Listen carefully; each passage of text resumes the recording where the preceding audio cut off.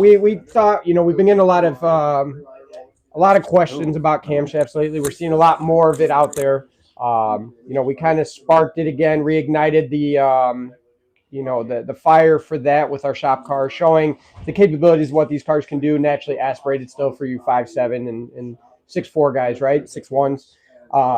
They're also beneficial for boosted applications. So now that we're also seeing the extension of modifications in regards to highly modified vehicles, cams become part of the discussion anytime a motor is involved.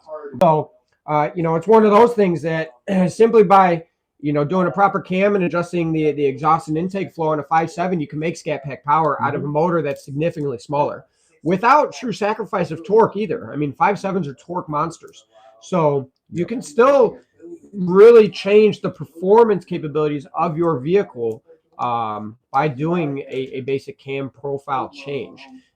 Don't fear it anymore, and the value. In the mindset a lot of Gen 3 Hemi guys are, where boost is the way. And then once we started doing our car and I got a little bit more exposure to it, especially driving it, there's a reason I'm building an NA car now. It's stupid fun. It's so much fun. But I will tell you, we will produce a couple 9-second NA cars. One of them will be stock bottom end.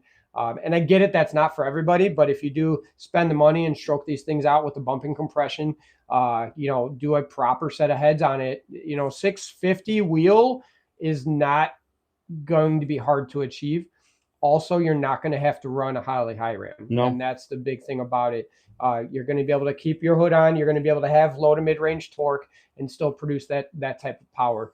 So build a cam profile, build a head setup that you don't need a rev to 8,000 RPM to be beneficial like we did.